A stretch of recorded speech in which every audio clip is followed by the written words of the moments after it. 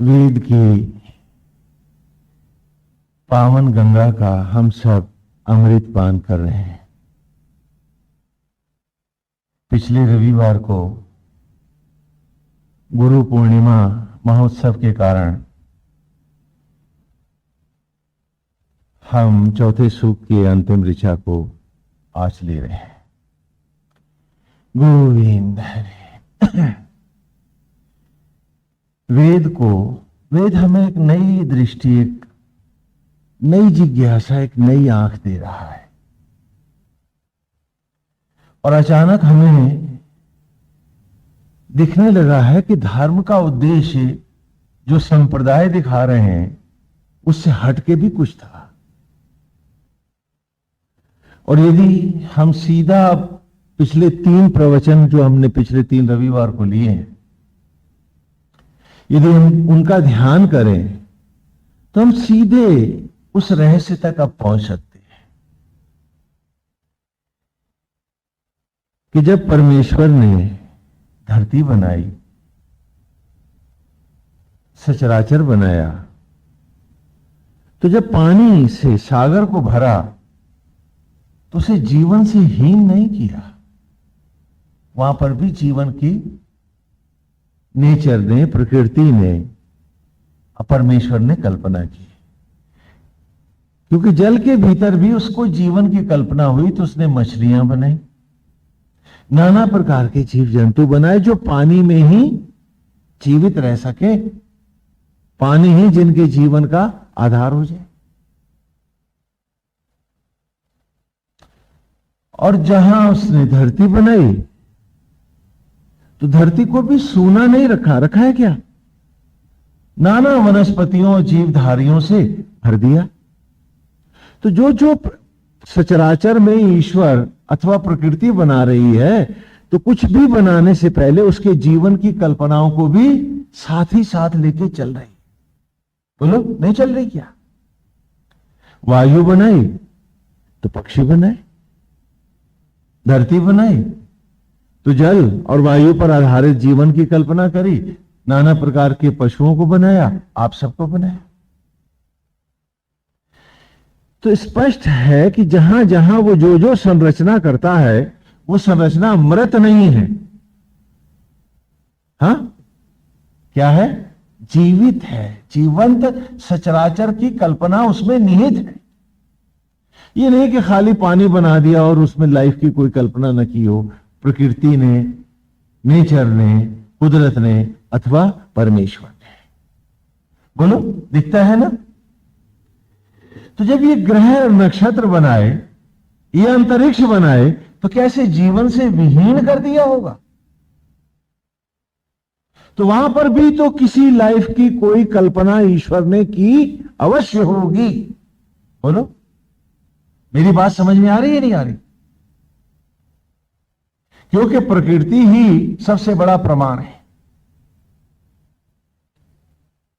तो वेयरएवर जो कुछ उसने क्रिएट किया, उस क्रिएटर ने, सृष्टा ने जो सृष्टि बनाई, हर जगह जीवन की कल्पना की। मैं एक विचित्र रहस्य की ओर आपको लेके चल रहा हूं। जो बराबर उभरता रहा है, एक एक ऋचा से बार बार हमारे सामने आता रहा है। तो जहां जहां वो सृष्टि करता है वो लाइफ की कल्पना करता है। सूक्ष्म से लेकर के महाकाय जीवों तक की देहों की भी उसने कल्पना की है। वायरस और बैक्टीरिया भी है, मच्छर भी है, तो हाथी भी है, और उससे भी विशाल जानवर।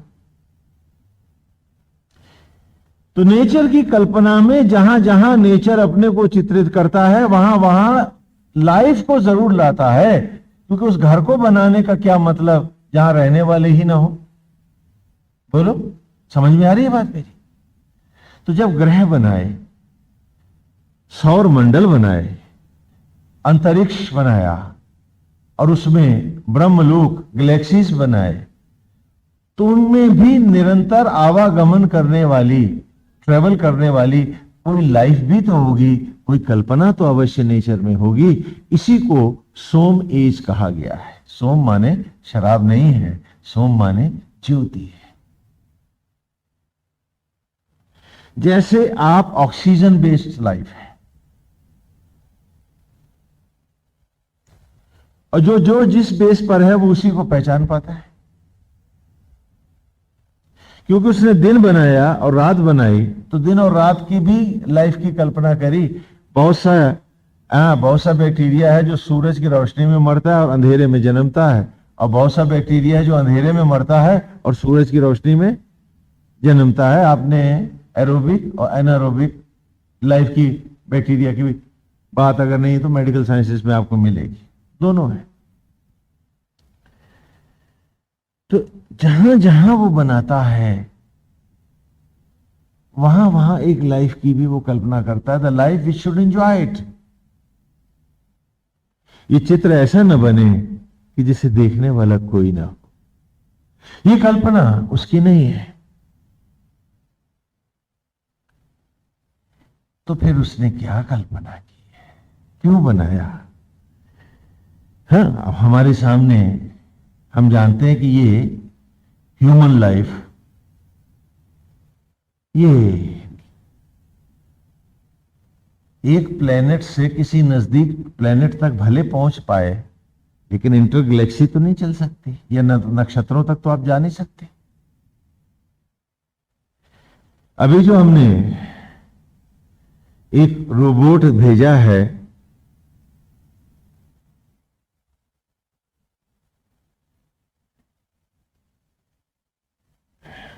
अभी हमने जो एक रोबोट भेजा मंगल ग्रह पर, मानव रहित यान है वो, उसमें रोबोट गया है, मशीनी आदमी भेजा।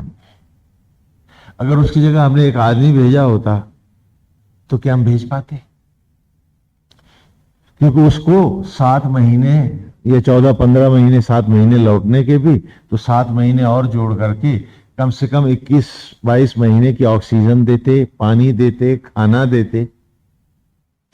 हाँ तो सैटेलाइट कितना बड़ा होता। और फिर हमें हमेशा आतंक रहता ही बीमार ना हो जाएंगे। तो आज आदमी का बनाया मशीनी मानव भले एक प्लेनेट पर आराम से जा सके दूसरे प्लेनेट पर, लेकिन आदमी बड़ी मुश्किल है ले जाना। तो क्या इस आदमी से हटके भी कोई और सुपर लाइफ है? क्योंकि जब हर जगह जीवन, जो जो कुछ उसने बनाया, धरती बनाई, पेड़ पौधे बनाए, तो किसी ना किसी जीवन की कल्पना प्रकृति और पुरुष दोनों को हमेशा रही, और उसने बनाया। तो वेद इसी कल्पना को लेके चलता है। वेद का कहना है कि हम सब अंतरिक्ष के जीव हैं, आप साधारण नहीं हैं, आप सब अंतरिक्ष से आए हुए लोग हैं। जब जब हम जीवन की उन धाराओं में खंडित होते हैं, टूटते हैं, अभिशप्त होते हैं, तब तब हमको पृथ्वी गर्भ में आना पड़ता है, जिससे हम अपने आप को रिकॉन्स्टिट्यूट कर सकें, पुनर्निर्मित कर सकें, और एक बार फिर उस सोम अवस्था में जन्म धारण कर सकें। ये वेद की कल्पना है। और हम देखते हैं कि हमारे सभी सदग्रंथों में प्रत्येक देवता, ईश्वर जो भी आता है, कैसे आता है? श्राप लेके आता है। जब नारद का श्राप लगा तो भगवान राम के रूप में अवतरित हुए। बोलो, हाँ? काल को श्राप लगा तो धृतराष्ट्र बना। विदुर अभिशप्त हुआ, यम को श्राप लगा तो विदुर बना। वसु देवता को श्राप लगा तो भीष्म कहलाए, जन्म धारण करना पड़ा उन्हें। 8वें वसु है प्रभास है, जो पिता में भीष्म है आपके महाभारत। तो वहां एक भी ऐसा पात्र नहीं है जो अभिशप्त होकर आया नहीं है।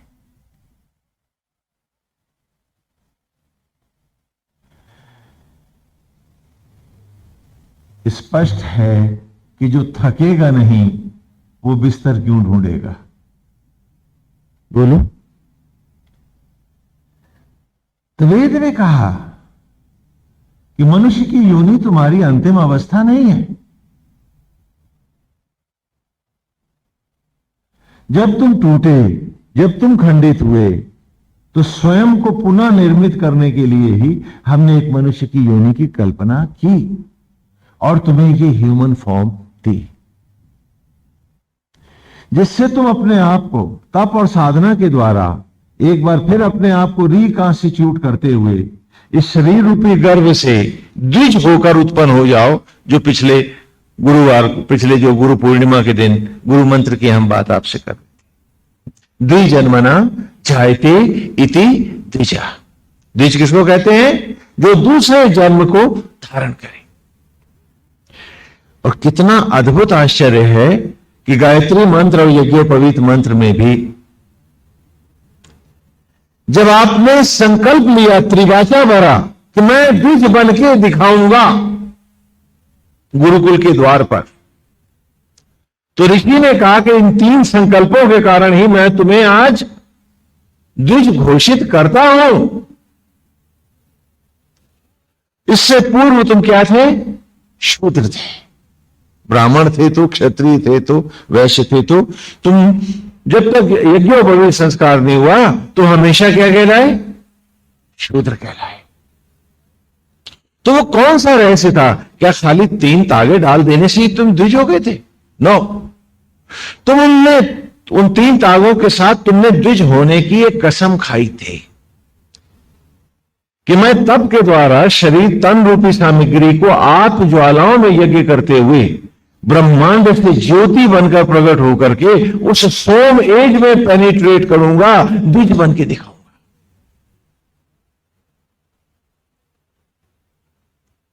न कि खाली धन पशु, वासना पशु, अतृप्ति पशु बनकर मनुष्य की योनि को भी लज्जित करता हुआ नाना पतित योनियों में भटकने चला जाऊंगा। और इसी को सभी कथाओं में नाना प्रकार से दिखलाया। इसीलिए वेद ने तुम्हें धर्म का भी अधिकार नहीं दिया कि तुम कोई ग्रंथ लिखो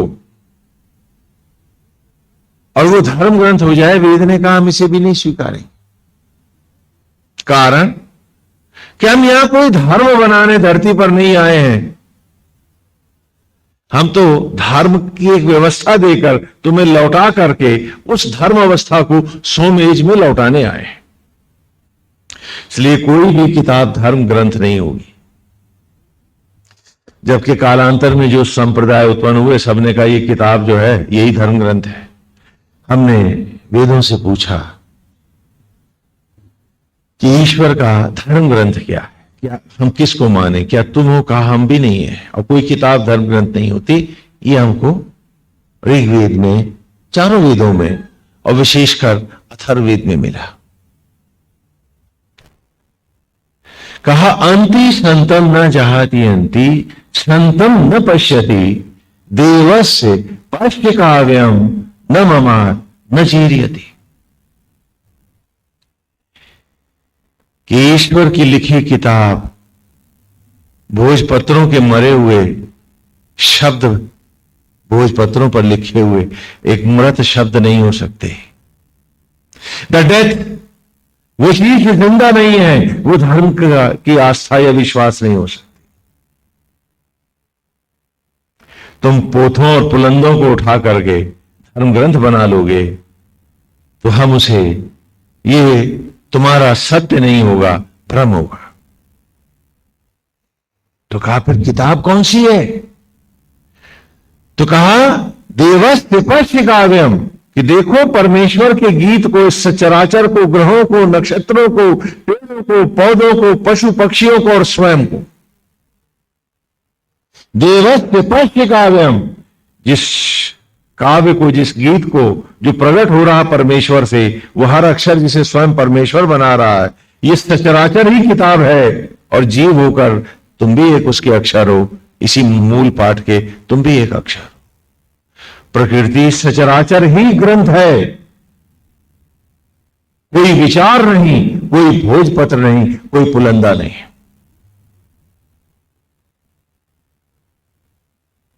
क्यों कहा उसने? क्योंकि वेद का ऋषि सोम एज में बैठा व्यक्ति जानता है कि पृथ्वी की माया के प्रभाव के आते ही तुम भ्रम में जाओगे, और जब भ्रम धर्म का रूप पाएगा तो तुम कभी भी उस दुर्गंध से बाहर नहीं आ पाओगे। आस्था के साथ किताबों को लादते फिरोगे और आवागमन में ही भटकते रहोगे, उद्धार नहीं होगा। फिर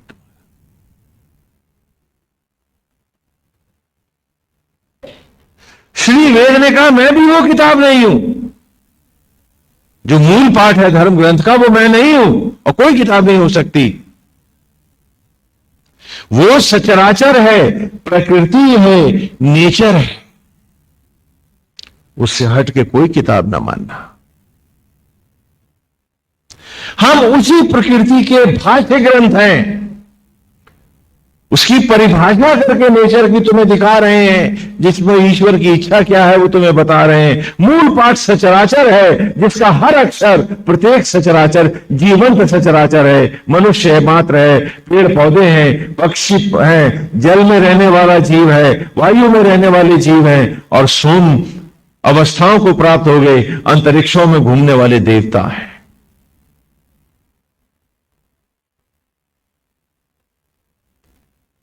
इसलिए धर्म ग्रंथ वही होगा जो सब पर कायम होता हो। वो सचराचर ही किताब है जिसे स्वयं परमेश्वर लिखता है। हां, आज आपके धर्म ग्रंथ क्या मिडिल ईस्ट वाले मानेंगे, जिन्हें आज आप जबरदस्ती बनाए बैठे? ये सब भाषी ग्रंथ है। और क्या मिडिल ईस्ट के धर्म ग्रंथ आप लोग मानोगे? बोलो। और क्या पाश्चात्य देशों के धर्म ग्रंथ आप मानेंगे, धर्म के रूप में स्वीकारेंगे आप? और क्या वो आपको स्वीकारेंगे? लेकिन यदि कहीं समझदारी होगी तो सचराचर को एक किताब मानकर सारी दुनिया मानेगी, हर व्यक्ति मानेगा। नहीं मानेगा क्या?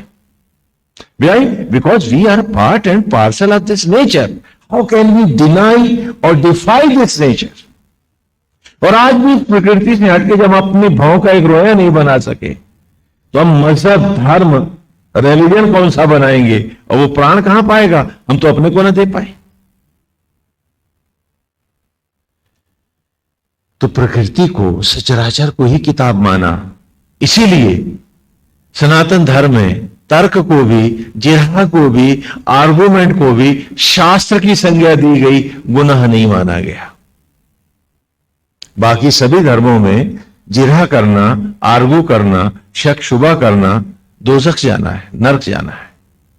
लेकिन सनातन धर्म ने कहा नहीं, तर्क शास्त्र है, तुम्हें पूरे अधिकार है कि सत्य को जानने के लिए तुम तर्क करो।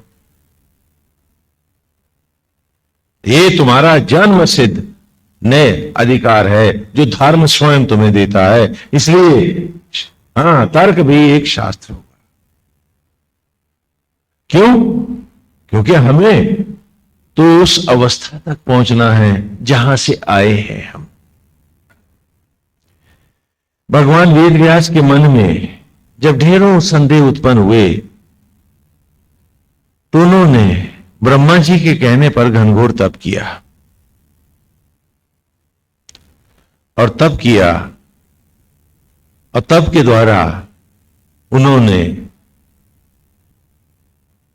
परम सत्ता को प्रकट किया, परमेश्वर को।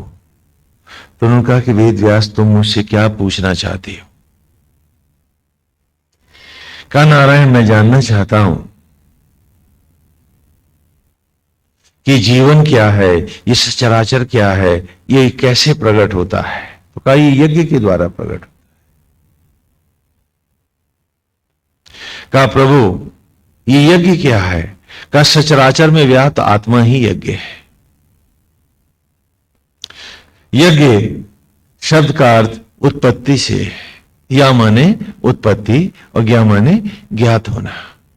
उत्पत्ति के ज्ञान को पाने का नाम उत्पत्ति की सामर्थ्य को पाने का नाम उत्पत्ति कर सकने की सामर्थ्य को ही हमने यज्ञ कहा है। कहा ये जीव कौन है? कहा कि ये अंतरिक्ष का अभिशप्त देवत्व है, देवता है, यही जीव है। प्रायश्चित के हेतु और अपने आप को पुनः निर्मित करने के लिए, स्वयंभू होने के लिए ही वो यहां इस पृथ्वी अथवा ऐसी असंख्य पृथ्वियां हैं जिन पर जब भी वो टूटता है, खंडित होता है, आश्रय के लिए रूप पाता है और तप और साधना के द्वारा आत्मा से अद्वैत करता अनंत ज्योतियों को प्राप्त हो जाता है। तो वेद व्यास ने कहा देव और दानव, कहा ये जीव ही है। पूछे कौन है? कहा ये भी जीव है, मनुष्य ही है। जब भी ये 10 इंद्रियों को 10 मुंह बनाकर बन के दशानन रावण अपने ही जीवन के क्षणों को नोचता हुआ अभिशप्त होता, मैं और मेरों के लिए आसक्तियों में फंसता बाहर भागने लगता है, तो ये 10 मुंह वाला रावण कहलाता है। और जब भी ये 10 इंद्रियों को रथ लेता है, निग्रह कर लेता है, तो यही दशरथ होता है और आत्मा से अद्वैत करता उस नित्य ब्रह्मावस्था को पाता, पुनः सोम एज में प्रवेश पाता है। और इस प्रकार नाना संशयों का निवारण किया। कहा यही दैत्य है, यही सुर है और यही असुर है। हम सब जब भी हम कंफ्यूजन्स में जाते हैं, जब जब हम मटेरियल परवर्शंस में भटक जाते हैं, जब जब भौतिक वासनाएं और अतृप्तियां, जब जब हम दूसरों से इच्छाएं और अतृप्तियों को बढ़ाकर कामना करने लगते हैं, हम सब असुर हो जाते हैं। और जब जब हम अंतर्मुखी हो जीवन के सत्य को धारण करते करते अपनी आत्मा में प्रवेश करने लगते हैं, तो हम देवत्व पाते हैं। तो वहां स्पष्ट किया उन्होंने कि हमने जो पृथ्वी बनाई या अथवा पृथ्वियां बनाई, इसीलिए बनाई कि अंतरिक्ष में विचरण करते उन्मुक्त स्वच्छंद अवस्थाओं को प्राप्त अनंत आयुष देवत्व भी जब खंडित होता है, उसे अपने को स्वनिर्मित और पुनः अपने उद्धार के लिए मनुष्य की योनि में आना पड़ता है। कि यहां आकर तप और साधना के द्वारा सत्यनिष्ठ होता, अपनी आत्मा से अद्वैत का ब्रह्मांड से ज्योति बनता, ज्योति अवस्थाओं को प्राप्त हो जाए। जैसे अंडे से चूजा प्रकट होता है तो द्विज कहलाता है, उसी प्रकार ये ब्रह्मांड से द्विज बनकर प्रकट होकर दिखा है। इसी के लिए ये पृथ्वियां, ये जीवन यहां उतारा गया। तो कहा महाराज, पूछा उन्होंने फिर ये सारे नाना प्रकार के धर्म क्या हैं? तब उन्होंने कहा कि यथा ऋषियों का आवाहन करो वेद व्यास, वे देववाणियां जब प्रकट होंगी उन्हीं से तुम इन रहस्यों को जानोगे। तो भगवान वेद व्यास ने आवाहन किया, गणपति ने लिखा। इस प्रकार कथा आती है कि वेदों का संकलन अदृश्य से हुआ। जो वाणी प्रकट हुई उसी को संकलित किया भगवान वेद व्यास ने। कुछ ऐसे ऋषियों की परंपराओं से भी संकलित हुआ कि जहां उनकी शिष्य मंडलियां अभी भी गा रही थीं। और इस प्रकार वेद व्यास ने एक जो सृष्टि यज्ञ के रहस्यों को जानने के लिए जो व्यापक यज्ञ किया था, तो उसी का जो संकलन हुआ वो संपूर्ण एक वेद कहलाया। क्या कहलाया? एक वेद। उसी के 3 भाग किए गए कालांतर में, डिसिप्लिन में, अनुशासन में लाने के लिए। तो वेदत्रयी हुई उस एक वेद से। जो आज आप देखते हैं ना, ऋग, जिसका हम ऋचाओं का रहस्य जान रहे हैं, ऋग, यजुर और साम, ये 3 खंड किए गए एक ही वेद के। और इस प्रकार ये 3 वेद बने। और चौथा वेद जो है अथर्ववेद, ये अथर्वण नामक एक ऋषि हुए हमारे, उन्होंने संकलन किया। तो वो क्या कहलाया? अथर्ववेद। तो इस प्रकार 4 वेद प्रकट हुए। भगवान वेद व्यास से 3 ही है, चौथा अथर्वण ऋषि से। तो इन्हीं वेदों के रहस्यों से यदि हम गंभीरता से देखते हैं तो हमें लगता है कि हम सचमुच एक बहुत बड़ी भूल कर बैठे। और इस बात को यदि हम नेचर में जाकर के देखें, थोड़ा सा एक उदाहरण और देता हूं, क्योंकि इसके पूर्व भी मैं आपको ये उदाहरण दे चुका हूं कि आपको शायद नहीं मालूम कि इस परमेश्वर ने, इस सचराचर ने आपको जो बुद्धि दी है, बुद्धि समझते हैं ना, आपके सर के भीतर जो रखी, क्या बोलेंगे उसको, हाँ बुद्धि, जो आपको बुद्धि प्रदान करी है, जो मस्तिष्क दिया है, ब्रेन दिया है जो आपको, ये कितना अद्भुत और विलक्षण है कि कोई ऐसा ग्रह नहीं, कोई ऐसा काल नहीं, कोई ऐसा समय नहीं, कोई ऐसा ज्ञान और विज्ञान पूरे सचराचर में नहीं है जो सूक्ष्मता से इस पर अंकित नहीं है। इतना भारी, इतना व्यापक मस्तिष्क नेचर को आपको देने की क्या जरूरत थी? यदि घर परिवार ही सब कुछ था तो इतने बड़े दिमाग की आपको क्या जरूरत थी? बोलिए, क्या जरूरत थी? और सबको दे रहा है, क्यों क्यों दे रहा है वो आपको? वेद की शिराओं, मस्तिष्क की शिराओं को जोड़ के अगर मैं एक रस्सी बनाऊं तो ये चांद तक जाती है, लौट के आती है और earth to moon V belt बना देती है। और इसके एक सुई की नोक पर 14,000 इंडिपेंडेंट चिप्स हैं जो काम करते हैं। और आपकी टोटल लाइफ में आप इतना सा पार्ट ब्रेन का कुल इस्तेमाल कर पाते, and the remain rope remains ideal. वो सुस्त पड़ी रहती है क्योंकि आप उसका प्रयोग ही नहीं करना चाहते। एक पोर भर मस्तिष्क आपका इस प्रयोग में आता है सारे जीवन में। जब आप साइंटिस्ट भी हैं, मैथमेटिशियंस भी हैं, इंजीनियर भी हैं, डॉक्टर भी, जो भी हैं आप, you are using only a very small part of your brain and the total brain remains idle. तो फिर नेचर को हमें इतना बड़ा मस्तिष्क, इतना विशाल मस्तिष्क देने की कुदरत को हमें क्या जरूरत थी? क्यों दिया उसने? झूठ कपट के लिए, मैं और मेरों के लिए, पाप बटोरने के लिए? नहीं तो इतना विशाल मस्तिष्क क्यों दिया इस प्रकृति ने हम सबको? जाहिर है कि हमारे मनुष्य योनि में आने का उद्देश्य रहा होगा, तभी तो सबको एक ही प्रकार का और इतना व्यापक मस्तिष्क दिया गया होगा। बोलो, क्योंकि मिशन कोई और रहा होगा जहां इस पूरे की जरूरत रही होगी, तभी तो कुदरत ने हमें यह मस्तिष्क दिया होगा। पूछो पूछो अपने आप से। अरे आप भी यात्रा में जाते हो तो बिल्डिंग तो नहीं उठा ले जाते हो? बोलो, जरूरी सामान जितना आपको इस्तेमाल का वही तो लाते हो। तो मनुष्य की योनि में इतना व्यापक मस्तिष्क देने की क्या जरूरत थी यदि इससे आगे हमें कहीं और ट्रेवल नहीं करना था? हमारी लाइफ का और कोई पर्पस नहीं था, तो हमें ये मस्तिष्क उसने क्यों दिया? मैं पूछ रहा हूं आपसे। क्योंकि अगले सूक्त में प्रवेश से पहले हम भूमिकाओं को स्पष्ट कर लें, क्योंकि आगे फिर जब हम तेजी से वेद आपको पढ़ाते चलेंगे तो आपके कुछ पल्ले नहीं पड़ने वाले। तो जब आपके सामने अभीष्ट ही नहीं होगा, लक्ष्य ही नहीं होगा, उद्देश्य ही नहीं होगा, आप समझोगे क्या?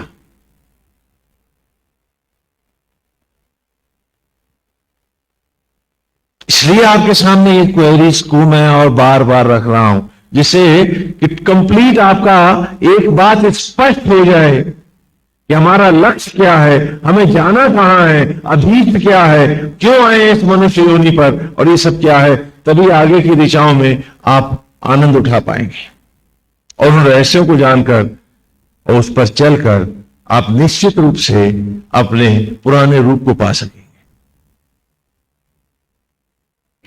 आज की इस पंगु अवस्था को अपनी अवस्था मत समझो, दयनीय अवस्था है। हाथ नहीं तो उठा नहीं सकता, पैर नहीं तो चल नहीं सकता, हर जगह तो बैसाखियां चाहिए मुझको। क्या कोई दिन बैसाखी भी जीवन होगा? अरे वही तो जीवन होगा। और बैसाखियों पर नाज नहीं करते लोग, बैसाखियां कोई सुखद अवस्था नहीं होती। तो क्या इन बैसाखियों से हटकर के भी मैं कोई सत्ता बन सकता हूं?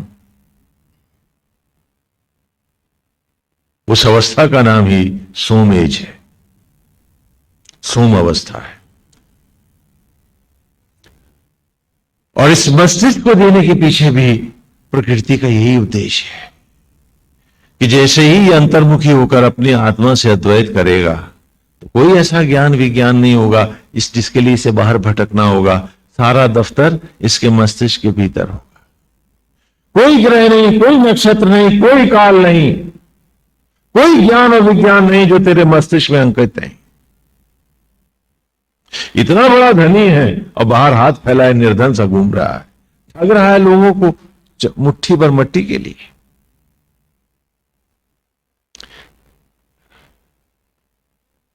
किस प्रकार हमने देखा कि वेद में हमें बिल्कुल एक स्पष्ट चित्र दिखा है। तो फिर पूछा, फिर ये गुरुकुल के बाद फिर गृहस्थ क्यों था? तो कहा गृहस्थ इसलिए नहीं था कि तू आसक्तियों के लिए बीवी और परिवार को ही सब कुछ मान के जीने लगे। ये तेरा सबसे बड़ी मूर्खता, पाप और अभिशाप होगा जीवन। और उस अभिशाप को ही तो आज आप सब ढोते हो।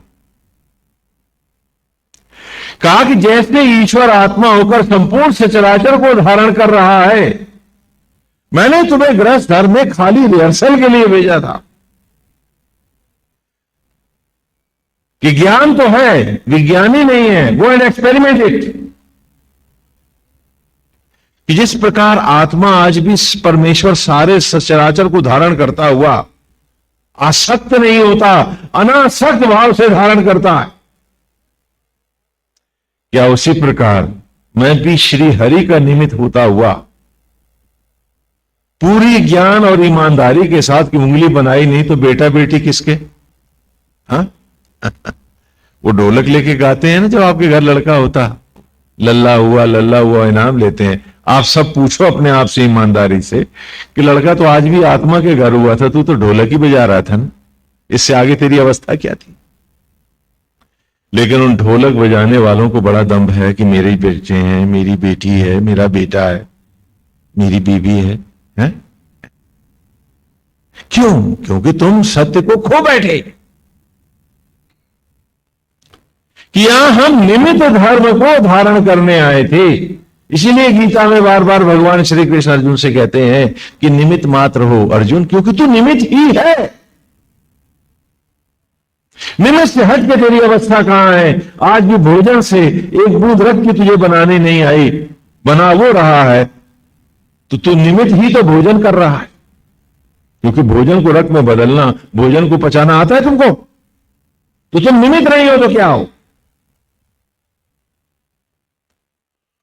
और आज भी हर सांस और धड़कन वो तुम्हें दे रहा, मट्टी से चिता की राख को फिर वनस्पतियों में वही ला रहा है, तो तुम सब उसके निमित्त नहीं हो तो क्या हो? पूछो अपने आप से।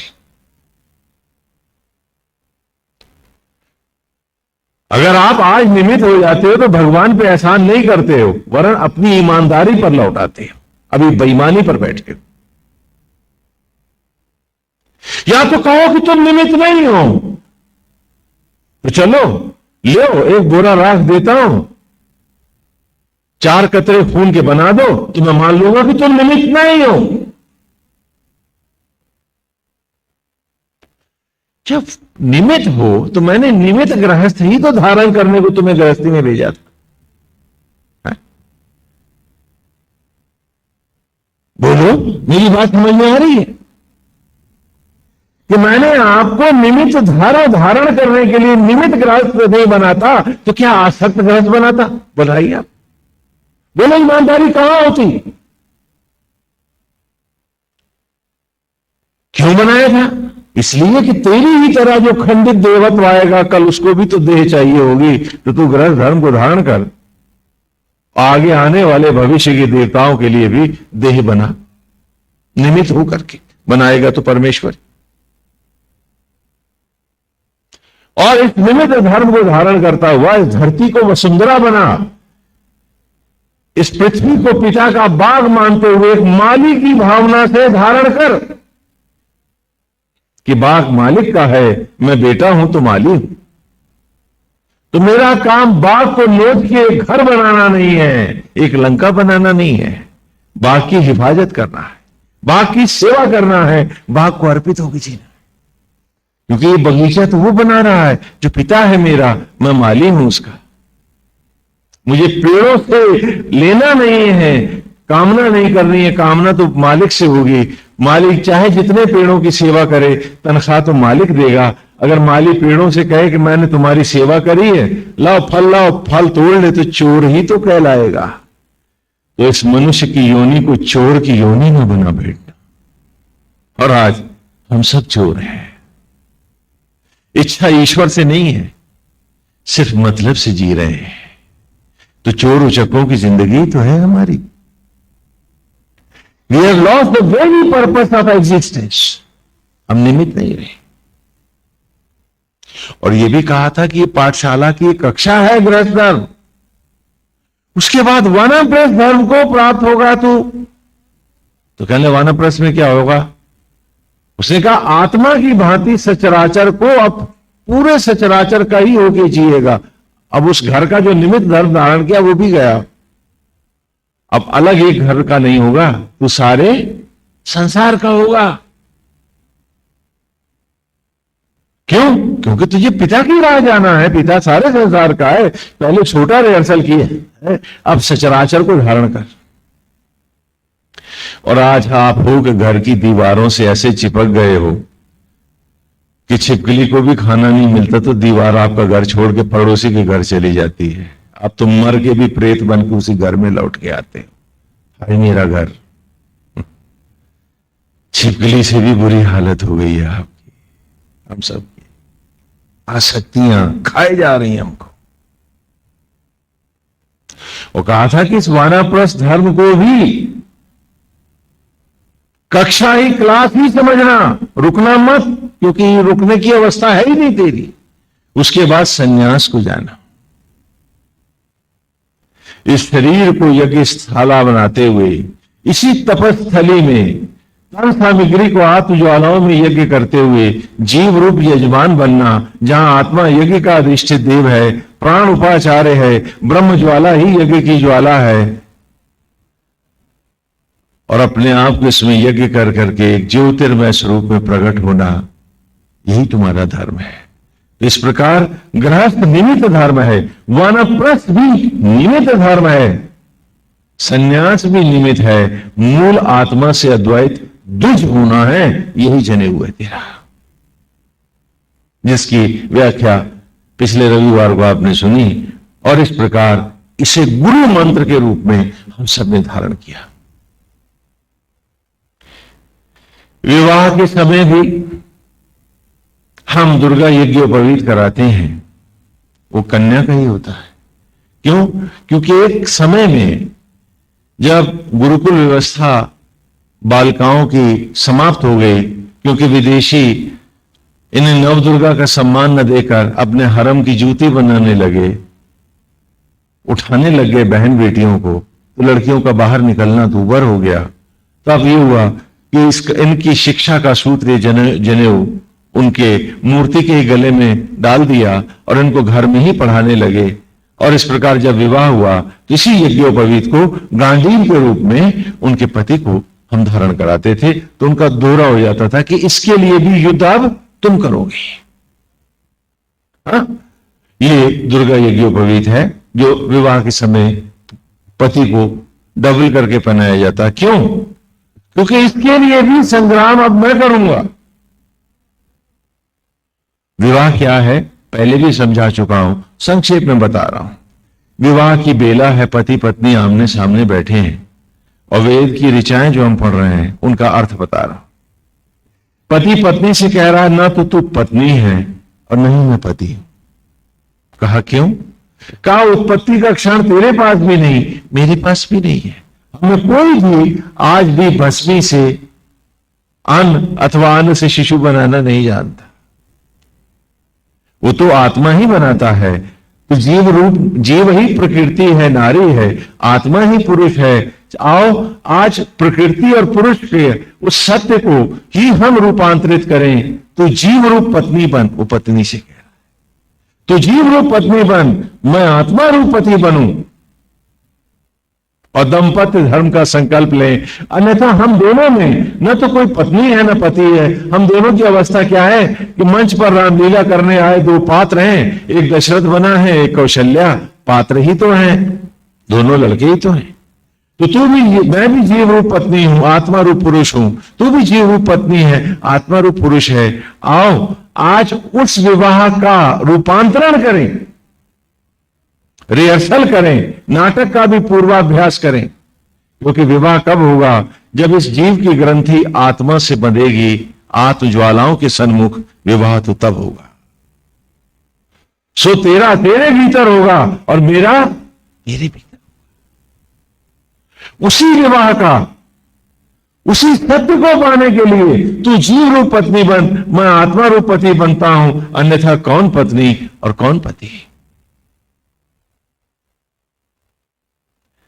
और इसीलिए हम अंतर्मुखी हों, हम आत्मस्थ हों, उसी का हम बाहर रिहर्सल करें। और अगर हमारा नाटक का पूर्वाभ्यास रिहर्सल ही गड़बड़ हो गया तो भीतर के मंच पे डायरेक्टर बैठे घुसने भी तो नहीं देगा। तो let us be very honest truthfully, नियमित होकर के हम गृहस्थ धर्म को धारण करें, आसक्त होकर पाप न करें। आज आप आसक्त हैं, निमित्त नहीं है हम सब। ये हमारा सबसे बड़ा पाप है और इसीलिए भ्रम के पर्दे छाए हुए हैं, वेद की गंगा के पास बैठे हैं और हम सब संतप्त हैं, हमारे साथ समस्याएं हैं और हम सब प्यासे हैं, दुखी और अशांत हैं। क्यों? क्योंकि हमने अपने को अब स्वयं अभिशाप बन के हम खुद अपने को लग गए हैं। यह अवस्था हुई हमारी, क्योंकि जहां हम निमित्त थे आसक्तियों के कारण, उससे ही हम सब कुछ मान बैठे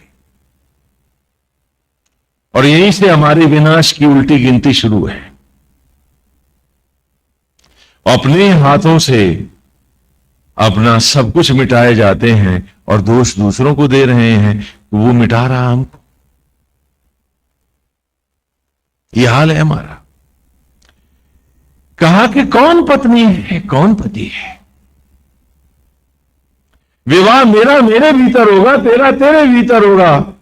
तू भी जीव रूप पत्नी होगी, आत्मा ही पुरुष होगा, मैं भी जीव रूप पत्नी हूंगा, आत्मा ही पुरुष होगा। आओ उस विवाह का एक रिहर्सल कर लें। तो जीव रूप पत्नी बन, मैं आत्मा रूप पति बन। न कि आसक्तियों के लिए, मट्टी के लिए जीवन के सोने को छितरा दें। और वही कर रहे हैं हम सब यही कर रहे हैं। और सारी विद्वता अपने को मिटाने में ही है हमारी, बड़े काबिल हैं। तो कहा इसलिए जो पिता के घर से जो वस्त्राभूषण लाई है उन्हें उतार दे, और मैं जो लाया हूं उनको पहन और यज्ञ के लिए आ। और जब आती है तो कहता है कि इन यज्ञ की ज्वालाओं के सामने मैं संकल्प लेता हूं, मेरी संपत्ति संतान पर तेरा अधिकार पहले होगा, उपरांत मेरा होगा। भौतिक जीवन क्योंकि संग्राम है, युद्ध है, इसलिए तुझे सदा बाएं रखूंगा, दाएं हाथ से लड़ाई जो करूंगा तो तेरा कवच बनूंगा। लेकिन पूजा में, यज्ञ में, ईश्वर की राह में, हरि ईश्वर को पाने में तो सदा दाएं होगी, गुरु के स्थान पर होगी। पहला स्थान धर्म पर तेरा होगा, उपरांत मेरा होगा। और इस यज्ञोपवीत को ही मैं गांडीव के रूप में धारण करूंगा, क्योंकि 10 इंद्रियों के अर्जन से अर्जित जीव को ही मैंने महाभारत में अर्जुन कहा है।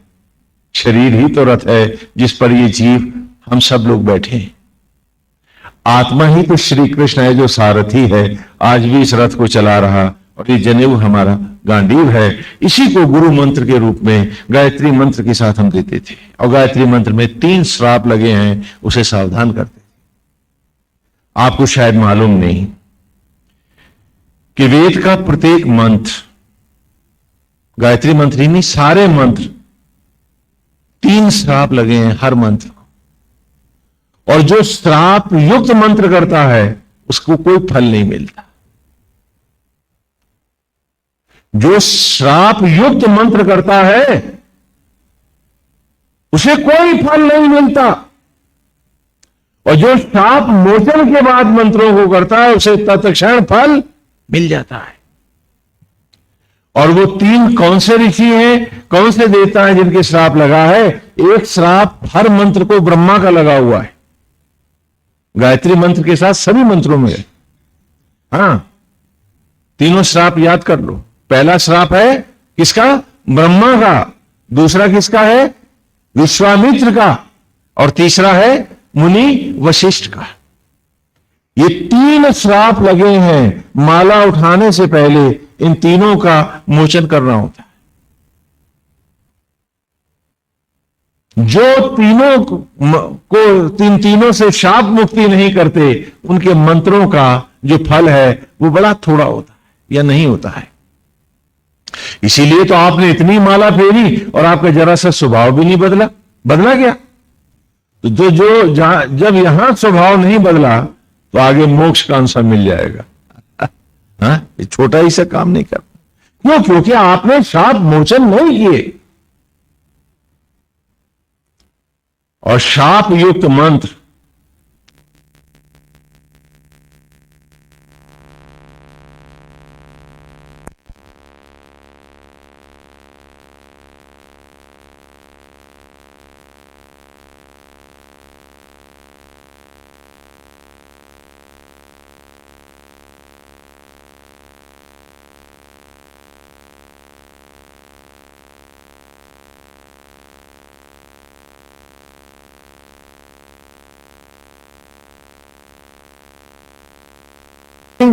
बोलिए क्या पाइएगा आप उनसे?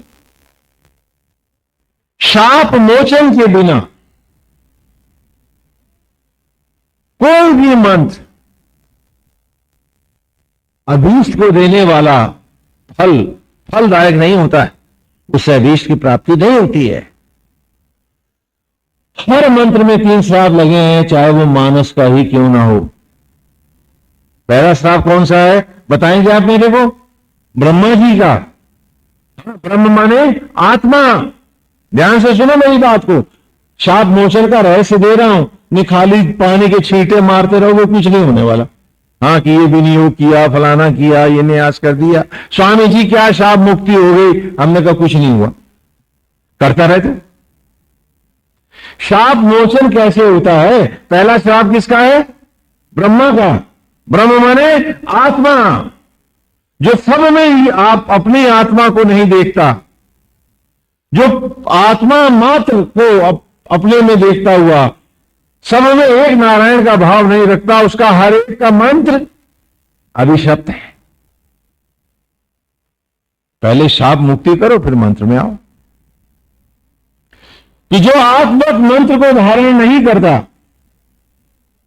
जो आचरण और व्यवहार में उस आत्मा को नहीं देखता, जो सब में एक आत्मा का भाव नहीं लाता, जो आत्मा के सत्य को ही आचरण और व्यवहार में नहीं उतारता, उसका मंत्र ब्रह्मा से शापित हो जाता है। तो मंत्र पढ़ने से पहले स्वभाव पढ़ना जरूरी होता है, नहीं तो शाप मुक्ति खाली विनियोग करने से नहीं होगी। खाली मंत्र पढ़ दिया, हे देवी गायत्री तू ब्रह्मा जी के शाप से मुक्त हो जा। अरे जब गायत्री अपने आप में मुक्त हो पाई तो तेरे जैसे पहलवान से क्या मुक्त हो जाएगा शाप? याद रखो इस बात।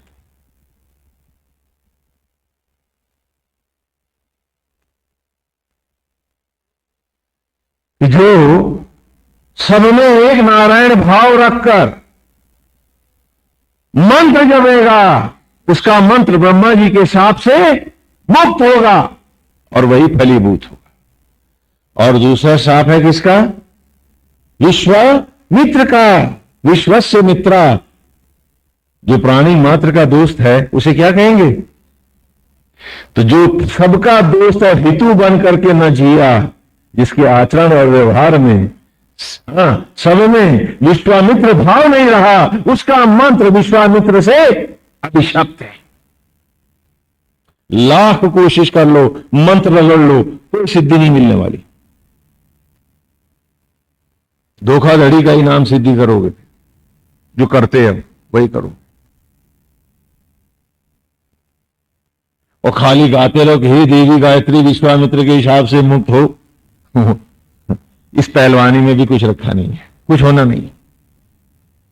विश्वस्त मित्र, जो प्राणी मात्र को अर्पित होकर नहीं जी रहा, जिस सारे सचराचर को पिता का बाग बना के नहीं जिएगा, उसका मंत्र अभिशप्त होगा। धोखा मत तो अपने आप। और जब सब में सीए राम में, जब ये भाव अनंत होगा तो हर मंत्र विश्वामित्र से के शाप से मुक्त होगा और अतिशय फल देने वाला होगा। बोलो, समझ में आ रहा? और तीसरा शाप किसका है? हाँ, वशिष्ठ का। वशिष्ठ मुनि का नाम सुना है ना? भगवान राम के, दशरथ जी के, सबके गुरु हैं। वशिष्ठ शब्द का अर्थ करें तो क्या है? वसति इष्टम इति, जो सदा अपने आराध्य में बस के न जिएगा, जो हर सांस अपने उस प्रभु की मनोहारी छवि में न बस के जिएगा, उसका मंत्र अभिशप्त है। वसति इष्टमिति, कि जो सदा अपने इष्ट में बसा है, वशिष्ठ है वो। जो ईर्ष्या में, द्वेष में, घृणा में, लोभ में, फलाना आए मेरी सेवा करे, फलाना आए मेरा ये करे, जिसके पास ये है उसके पास राम कहां। याद रखो, दूसरों से जो इच्छाएं करने वाले हैं उनका कोई ईश्वर नहीं होता है। क्योंकि जब तुम चाहते हो दूसरे आकर के तुम्हारी सेवा करें, तो भगवान जो आत्मा होकर तुम्हारे भीतर बैठे हैं, नारायण, अपने को बड़ा अपमानित महसूस करते हैं।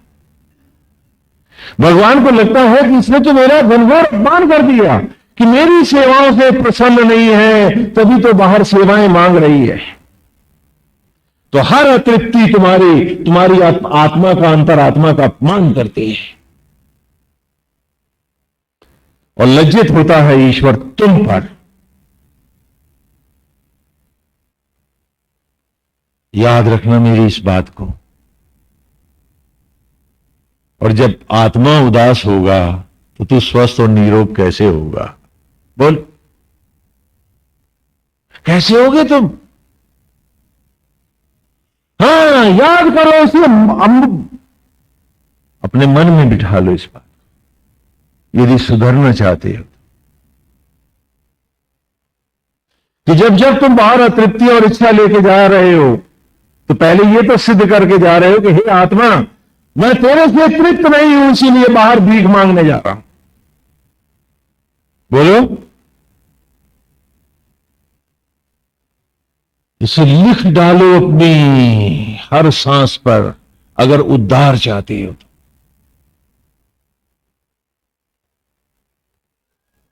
क्योंकि दूसरों से इच्छा रखने वालों का ईश्वर नहीं होता है। वो वानप्रस्थी हो, ब्रह्मचारी हो, गृहस्थ हो, संन्यास्त हो, कोई भी हो, जब हर कामना नारायण से होगी तभी तो उसकी मूर्ति अक्षण होगी। जब हर कामना है कि फलाना आए तो करे, तो मेरा मन ध्यान में उसकी मूर्ति होगी या नारायण की होगी? बोलो बोलो, किसकी होगी? तो हर अतृप्ति तुमसे तुम्हारा ईश्वर नष्ट करती है, दूसरे का रूप उभारती है, तभी तो तुम्हें भटकाती। तो हर बार तुम हरि का ही तो अपमान करते हो, और भक्त नारायण का अपमान नहीं करते। तो कहा कि जो इष्ट में बस कर जीता है, जो वशिष्ठ है, उसी का मंत्र शाप मुक्त। तो इसीलिए गायत्री मंत्र देते ही जब बालकों को हम सावधान करते हैं, उसके बाद यज्ञोपवीत के साथ पहले भी जो ऋषि पढ़ाते हैं वो वही है जो आज आप मुझसे पढ़ रहे हैं। हाँ, तो आए ऋचाओं को भी थोड़ा सा दोहरा लें, क्योंकि आज चौथे सूक्त का समापन है। आरंभ में पहले सूक्त में ही हमने जाना, ईश्वर ही आत्मा होकर यज्ञ का अधिष्ठित देव है। आत्मा ही यज्ञ कर रहा है आज भी सचराचर में। वही ब्रह्मा है, वही विष्णु है, वही महेश है, दुर्गा है, सरस्वती है, जगदम्बा है, पार्वती है। आत्मा के ही नाम है, ओम के ही 3 अक्षर है। और आत्मा ही सचराचर में जब यज्ञ करता है तो होता आरंभ रत्नधात्मम, वही न्यौछावर करता है हम पर जीवन की स्वर्णिम उपलब्धियां, जीवन के अमूल्य क्षण। आत्मा ही हमें सांस और धड़कन देता है, वही भस्मी से हमें इस दुर्लभ रूप में लाता है। तो बाहर जो यज्ञ में आचार्य हैं वो आत्मा का प्रतीक हैं, हम उन्हें आत्मा की भांति वर्ण कर रहे हैं, अन्यथा मेरा अंतरात्मा ही यज्ञ का अधिष्ठित देव है और वही सब में बैठा वही यज्ञ कर रहा है। फिर दूसरे सूक्त में हमने जाना कि वायवा या ही दर्शते में सोमा अरम कृता तेषाम पाही श्रुति हवा, कि प्राण वायु ही आचार्य के साथ उपाचार्य है, आत्मा के साथ प्राण ही मेरा उपरित्विज है। तो बाहर आचार्य के साथ यज्ञ कराने जो उपाचार्य आए हैं वे प्राणों का प्रतीक है। सत्य रूप में मेरा प्राण ही तो है, जो है आत्मा के साथ। जब जब आत्मा मुझे रूप देता है, यही जीवन का संचार करता है मुझ में, तो प्राण वायु को ही हमने कहा कि अब हम अपने को अपने में यज्ञ कर रहे हैं, इसलिए अब हम सोम अवस्था को जा रहे हैं, ज्योति की अवस्था को जाना चाहते हैं। इसलिए जब मैं अपनी तन सामग्री को आत्म ज्वालाओं में यज्ञ करूं और अपने आप को भी उसी में व्याप्त करके शिशु रूप में प्रकट हो जाऊं, तो हे प्राण मेरी रक्षा करना, क्योंकि मैं तब नवजात शिशु की अवस्था में होऊंगा, और क्योंकि स्वयं भू होऊंगा तो माता पिता भी अपना मैं स्वयं ही होऊंगा। तो उस अवस्था में हे प्राण तू मेरी रक्षा करना। और तब तीसरे सूक्त में हमने ब्रह्म ज्वालाओं से कहा, मां भगवती से कहा, वैष्णवी से कहा, मां जगदम्बा से कहा, अश्विना यजवरी ऋषो द्रवत पानी शुभस्पति पुरुभुजा चनश्चित, कि हे ब्रह्म ज्वाला, हे मेरी आत्मा की अग्नि, हे ब्रह्म अग्नि, तू ही तो यज्ञ की ज्वाला है, क्योंकि जो तुझ में यज्ञ होता है उसी का उत्थान होता है। भस्मियां, चिता की राख, जब ब्रह्म ज्वालाओं में पेड़ों के गर्भ में यज्ञ होती है तभी वो अन्न बनती है। राख को लकड़ियों पर जलाकर कोई भी तो वनस्पति नहीं बना पाता, और वे वनस्पतियां जब हे ब्रह्म ज्वाला देह में यज्ञ होती हैं, पूरे विस्तार से ऋचाओं से हमने कथाओं में भी देखा उसे, कि कैसे आत्मा जब यज्ञ करती है तो वही अन्न कैसे शिशु का रूप धारण करता है और हम सब प्रकट होते हैं। तो तीसरे सूक्त में हमने ब्रह्म ज्वाला की स्तुति करी और ब्रह्म अग्नि से कहा, इस बार एक बार फिर हमको अपने ही गर्भ में धारण कर तन सामग्री को ये जीव रूप यजमान तुझ में जलाए मां, और जैसे भस्मी से अन्न और अन्न से ये मनुष्य का रूप पाया है, कल सोम अवस्था को जाए मां, आज कुछ ऐसी दया करते। और फिर तब हम आए चौथे सूक्त में, जिसका आज समापन होना है, तो उसे थोड़ा संक्षेप में ले लेते हैं। तो चौथे सूक्त में हमने अपनी ही आत्मा को पुकारा है, लौट आए हैं भीतर अपने। गृहस्थ, वानप्रस्थ और संन्यास की अवस्थाओं से भी कुछ आगे कैसे बढ़ेंगे, वो बचपन में ही मैं गुरुकुल में ही बच्चों को संस्कार में दे रहा हूं, क्योंकि खाली घड़े ही भरे जाते हैं। भरे घड़ों में पानी कहां भर पाता है, भर पाता तो आप सब मेरे साथ न चल रहे होते। भरे घड़े हैं, देर से भरते हैं, पहले खाली हो, मंजे धुले और पुनः भरे। हाँ, तो एक लंबी प्रक्रिया है ना, देर लगती है इसमें। तो चौथे सूक्त के आरंभ में ही हमने कहा, स्वरूप कृत्नो मूतये स्तुदुघाम एव गोदोहे जुहोमसी देवी देवी, हे स्वरूप कृत्नो, हे संपूर्ण सगुण साकार को प्रकट करने वाले, हे कलाकार, हे मनोहर। और मूते और चित्र बनाते हो, फिर आत्मा होके सब में बंध भी जाते हो। ऐसा कलाकार जो बनाता है चित्र और अपनी ही कृति में स्वयं बंध जाता है, आत्मा होके बंधा है ना हम सब में। तो कहा स्वरूप कृत्नो मूतये सुदुघाम गोदुहे जोमसी देवी देवी, आज तेरी वो सुंदर मनोहारी छवि, हे ग्वाले, गोदुहे ग्वाले, हे ग्वाले, आत्मा का अमृत पिलाने वाले, ज्योतियों का अमृत पान कराने वाले, देव ज्योतियों से जोड़ने वाले, हे आत्मा रूपी ग्वाले, सुबह लिए हाथ में हवन करती, भाल पर अर्ध चंद्राकार तिलक लिए, तेरी उस कांतिमयी शोभामयी छवि का हे कृष्ण, हे गोविंद, मैं घट घट क्षण क्षण चिंतन करने लगा हूं। मैंने आपको पहले भी बताया था कि मधुचंदा ने स्वयं ये सूक्त गाए थे कृष्ण को ही अपना अभीष्ट बनाकर, जब भगवान वासुदेव और वेदव्यास गए थे। इसकी कथा फिर विस्तार से सुनाएंगे आपको। गोविंद है। तो जो मसीह देवी देवी, और जब भीतर देखा है तेरी इस मनोहारी छवि को, तो मन में एक भाव जगा है कि जब गोविंद विराजमान है और जीव रूप गोपी हूं मैं, तो फिर आज क्यों न मिलन हो जाए, आज क्यों न जुड़ लें, आज मेरा अंतर हम दोनों की विवाह की वेदी क्यों ना बन जाए। तो क्या उपना सवना गही सोमा से सोम अपापे गोदा इद्रे वतु मदा।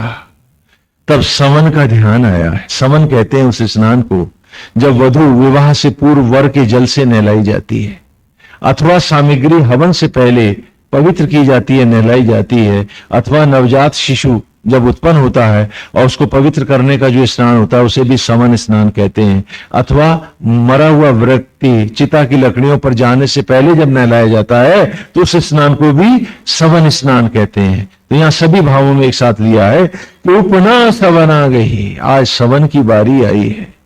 जब देखा है अपने ही अंतर में गोविंद आपको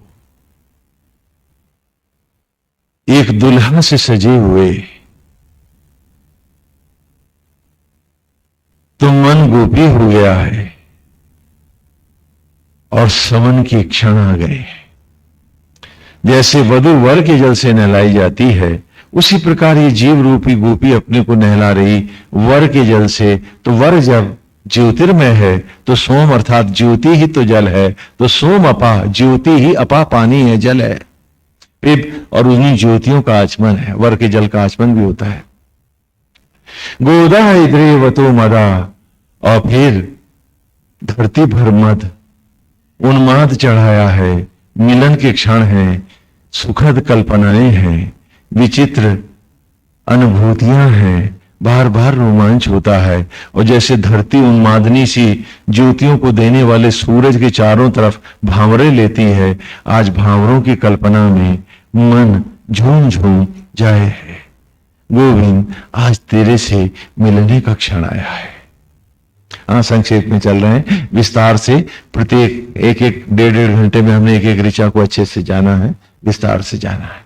तब अगली ऋचा में आए यथाते अंतमानाम विद्याम सुमती नाम मानो अतीक्षा आ गई।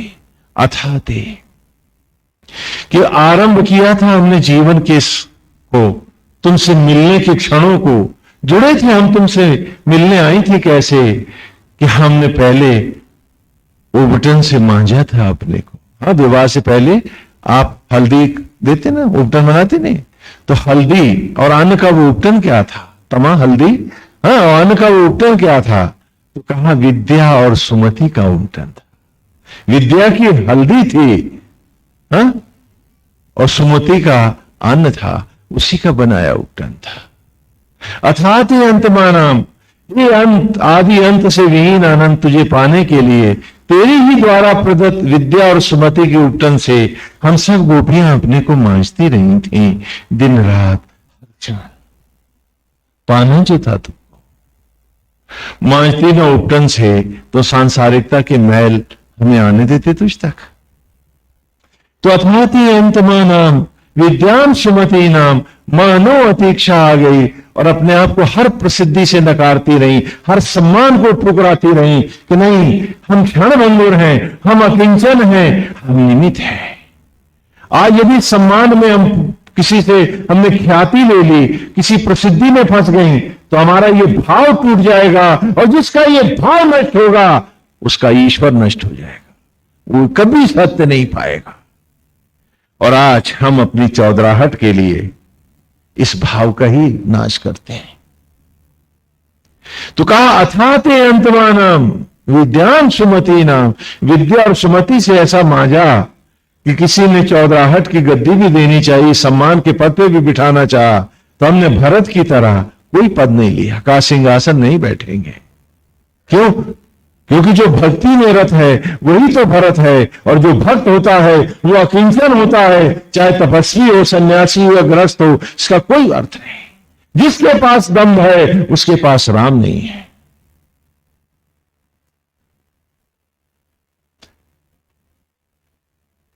तो कहा मानव अतीक्षा आ गई, हम हर प्रसिद्धि को नकारती रही। और कैसे पहुंची तुम तक गोविंद, वो आगे कह रही हैं। परे ही विग्रम श्रितम इंद्रम विषा विपश्चितम यस्ते सखीभ्या आवरम। परे ही दूर हटाती रही अपने आप को हर विषय से, वासना से, विग्रम इंद्रियों के विषय रूपी विष से भी रहित होती रही। हमने वासनाओं को कभी सत्य नहीं माना, क्योंकि हमने जाना कि हमें हर व्यक्ति अपनी आत्मा को भोगता है, कोई किसी को नहीं भोगता है। और ये तो तप की योनि है, भोग की योनि तो देव योनि होगी, क्योंकि शरीर भोगने की बात होती तो शरीर बनाने का ज्ञान भी उसने दिया होता कि फर्स्ट डिजर्व देन डिजायर। यदि वासनाओं को आज हम सत्य मानते हैं तो ये हमारी अनाधिकार चेष्टा ही तो है, पाप ही तो है। तो कहा परे ही विग्रमा, हम इंद्रियों के विष से दूर हटती रही। ऋतम इंद्रम स्था, आत्म ज्वालाओं में ही गोविंद तुम ही स्थित होती रही। पृछा विपश्चितम, और सारे अतीत को जलाती रही। यस्ते सखीभ्या आवरम, इसी के कारण ही तो हे मित्र, हे सखा, हम तुम तक आ सकी, तुम तक पहुंच पाई, आज आत्मस्थ हो पाई। वरना आसक्तियों ने हमें अनासक्त ही ना होने दिया होता, भीतर ही ना आने दिया होता। तब क्या हुआ? कहा उत ब्रुवंत नो निदो नियंत चिरारत दधाना इंद्र दुआ। उत संशय, ब्रुवंतु बनावट, निदो निंदा, अज्ञान, असत्य आदि, इन सब से निर्यंत, इन सब से दूर हटती रही, इन सब को नष्ट करती रही। हम सब गोपियां चिदारत, और एक ही भाव में हे आत्मा, हे गोविंद, हे कृष्ण, हम तुम में स्थित होती रही। यस, हां, तभी तो एक ही भाव में तुमसे आज हम स्थित हैं। तो हमको धारण करो गोविंद। कैसे? दधाना इंद्र दुआ, जैसे समिधा, अग्नि समिधाओं को ज्वालाएं धारण करती हैं, लकड़ियां आग में जाकर फिर लौटती नहीं, ज्वाला हो जाती हैं। आज गोविंद हमारा और आपका ऐसा मिलन हो, जीव और आत्मा का ये द्वैत योग मार्ग से, योग माने जुड़ना। आप लोगों ने मुर्गासन को ही योग बना रखा, कोकोटासन। अगर वो सब योग हो तो सर्कस के जोकर को क्या कहोगे? हाँ? और गांव का नट जो रस्सियों पे नाचता है वो तो नारायण ना हो जाएगा। तो कहा अर्थात तो ब्रुवंतुनो निदो निलियंत शिदारत दधाना इंद्र दुआ। तो आज दधाना धारण करो। ऐसे कैसे? इंद्र जैसे अग्नियां द्रोहा समिधाओं को धारण करती हैं। हे आत्मा, आज उन समिधाओं की भांति हमको भी धारण करो। उतना सुभगाम युर्दस्म कृष्टया श्यामेन्द्रस्य शर्मणि, कि हमने संशय को और शब्दों के शत्रुओं को भी नष्ट किया है। वो शब्द शत्रु कि तू ऐसा करेगा तो ये होगा, फलाना ना होगा, हाँ, मान अपमान के शब्द, आज इन सबको नष्ट कर दिया और हर संशय को जला आई है ना। सुभगाम कृष्टया, ये सुभग, हे नारायण, हे गोविंद, हम आप ही की ओर आकृष्ट हुए हैं। श्यामे इंद्रस्य शर्मणि, इसलिए हमको उस आत्मा के आनंद से अब जोड़ लो, क्योंकि अब हम उसी की चाहत है। हमारे पास कोई शब्द नहीं है, कोई चातुर्य नहीं है। हम शब्दों के उन बाणों से भी दूर हैं। हम संसार की इन भटकाओं से, तथा कथित बुद्धिवाद से भी अलग हट गए हैं। अब तो एक हो गए हैं। गोविंद एक ही भाव में आपसे स्थित हैं। तो हमें ब्रह्म ज्वालाओं के सुख से वरद करो। हे गोविंद, हमें अपने ही अंतर में अंगीकार करो। हम अद्वैत करें, हम एक हो जाएं, तभी तो ब्रह्मांड से द्विज बनकर प्रकट हो पाएंगे, है ना। जैसे कहा ना, तत् सवितुर वरेण्यम, ऐसे सविता स्वरूप का मैं आत्मा का, स्वमने आत्मा, है ना, ओम भूर्भुवः स्वः, ऐसे आत्मा का मैं वर्ण करता हूं। ये सारा का सारा पूरा जो ऋषि है, ये इसी गायत्री मंत्र की ही व्याख्या विस्तार से आपके सामने कर रहा। वरेण्यम का अर्थ ये नहीं कि खाली गा लिया,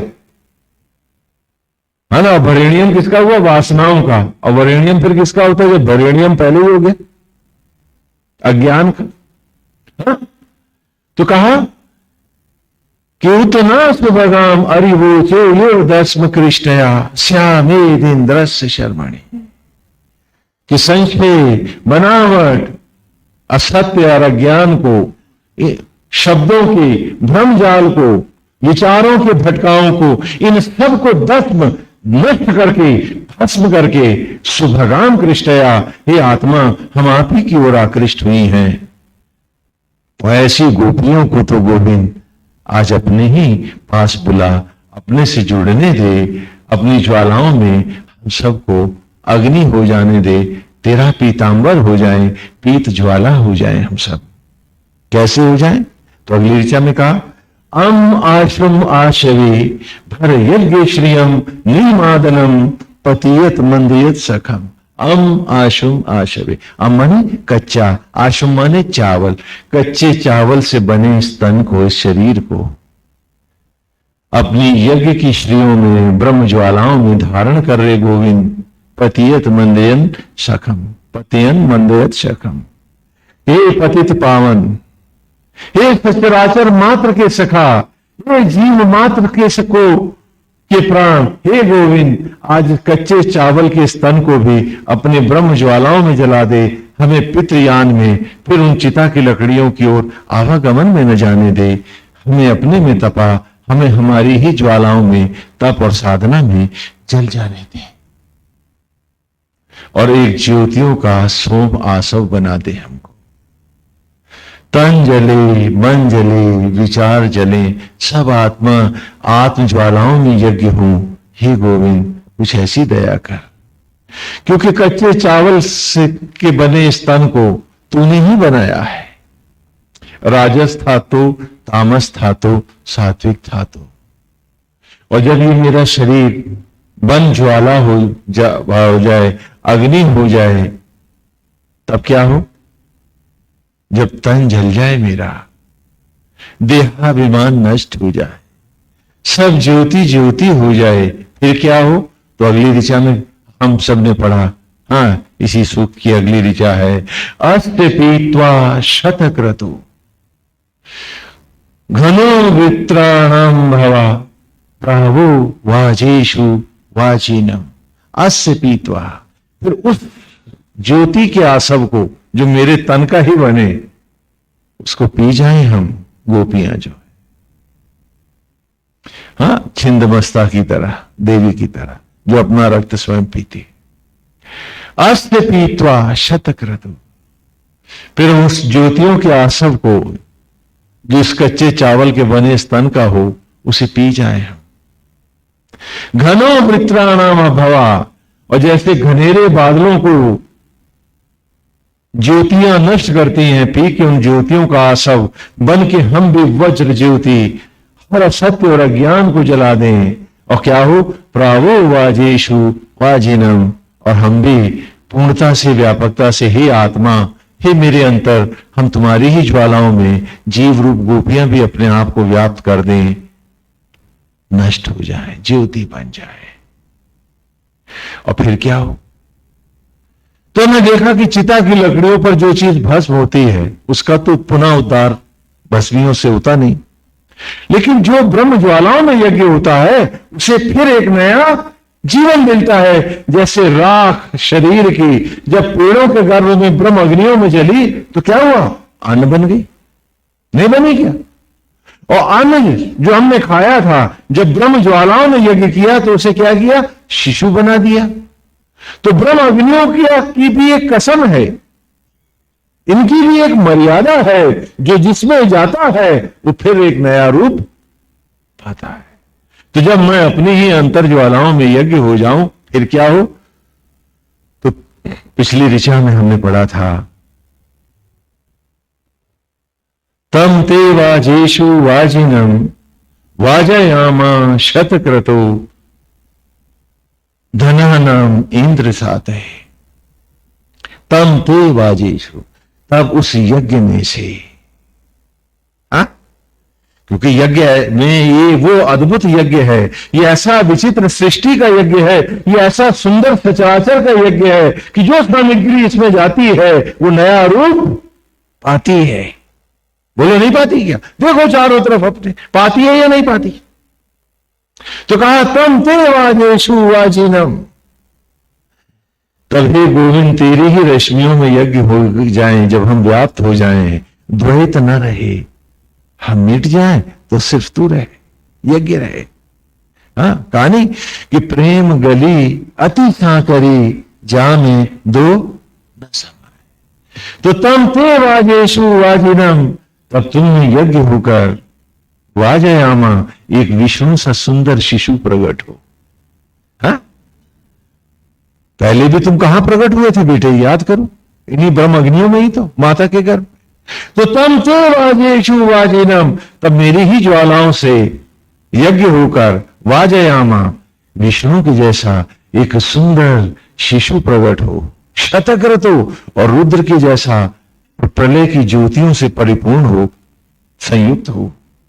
धनानाम इंद्र सातये, हाँ, और ब्रह्म ज्वालाओं के ऐश्वर्य से, धन आदि से परिपूर्ण हो, परम ज्योतिर्मय हो, मेरा नया जन्म हो, अद्वैत जन्म हो, लौट फिर वही रूप पाऊं जहां से खंडित होकर आया था इस मनुष्य की योनि में। ये पूर्व की ऋचाओं में बड़े विस्तार से हम लोग पढ़ते रहे हैं और सब लोग नोट्स बनाते रहे हैं, आप लोगों के पास है।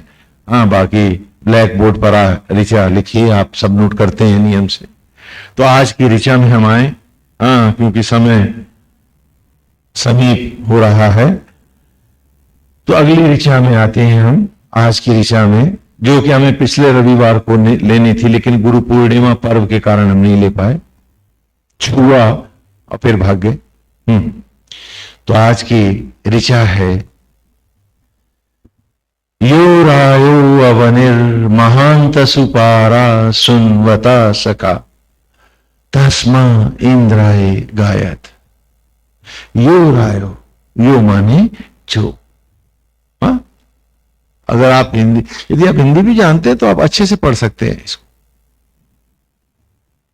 यो रायो, राय माने शीघ्रता पूर्वक आकर, यो रायो, जिसने शीघ्रता पूर्वक आकर इस आत्मा रूपी अवनीर पर, इस धरती पर, इस यज्ञ पर, आत्म ज्वालाओं की रूपी अवनी पर, यो रायो अवनीर महान सुपारा, अपनी महान तेष्टि कर दी, मिटा दिया जिसने अपने आप को, जो बाहर के आसक्त जगत में फंसा नहीं, हो के अनासक्त, जो अपनी आत्मा के साथ अद्वैत कर गया। शब्दार्थ पीछे ब्लैक बोर्ड पे लिखा है, आप लोग नोट कर लीजिएगा जिन्होंने नहीं किया। और प्रत्येक रविवार को हर ऋचा के शब्दार्थ आपको, पूरी ऋचा उसका, हाँ, एक एक शब्द का अलग अलग अर्थ आपको मिल जाएगा। तो यो रायो अवनिर, कि जिसने आकर शीघ्रता पूर्वक इस आत्मा रूपी अवनी पर महान, इस महान अंत्येष्टि की अपनी, और सु माने उत्पन्न हुआ, जो फिर इस अग्नि से, इसी अग्नि से जो प्रकट हुआ, पारा, और जो पार हो गया, मनुष्य की अवस्था से देवत्व को आया। तस्मा इंद्राय गायत, तस्मई इंद्राय गायत। अरे ये यज्ञ उसी के लिए कल्पना की गई है, ये यज्ञ उसी के लिए बनाए गए हैं, ये यज्ञ उसी को गाते हैं, ये यज्ञ उन्हीं की राह है। वे ही इस यज्ञ की लपलपाते होठों के गीत होते हैं, ज्वालाओं का गीत बन जाते हैं। उन्हीं का जीवन धन है, वे ही सत्य को पाते हैं, वे ही तपोनिष्ठ हैं, वे ही तप को जानने वाले हैं। बाकी सब तो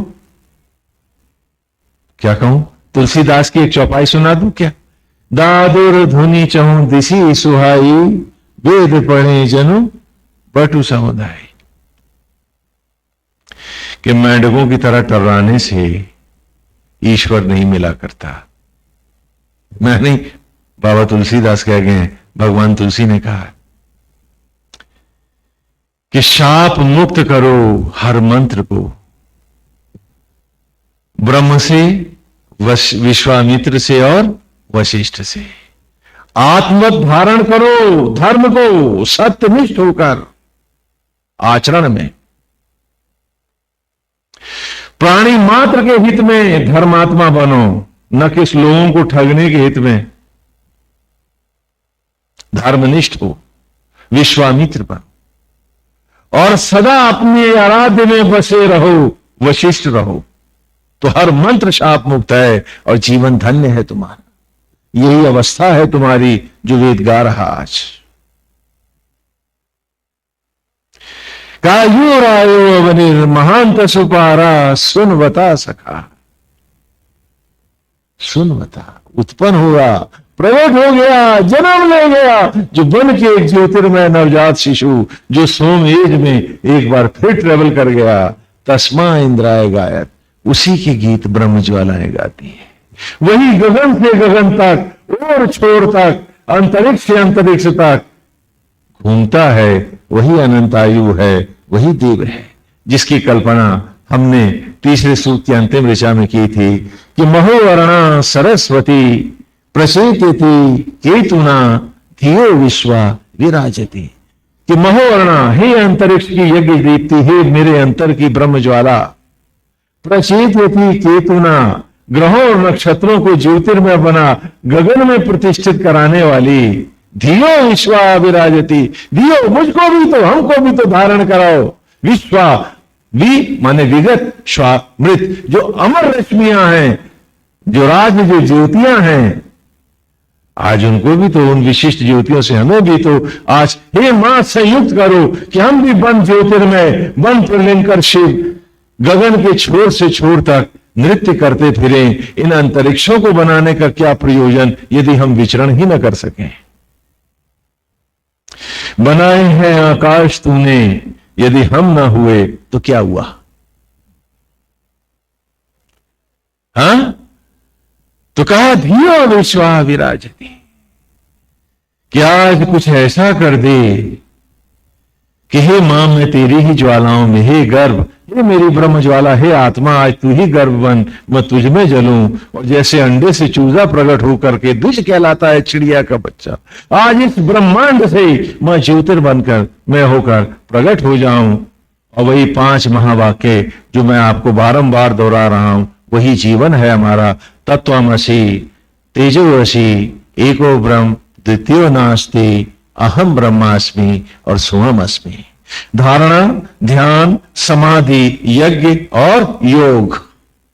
योग का अर्थ मिलना है। मिलना, मिलन कैसा कि जिसमें फिर अलग होना ना हो। हाँ, समझ में आता है?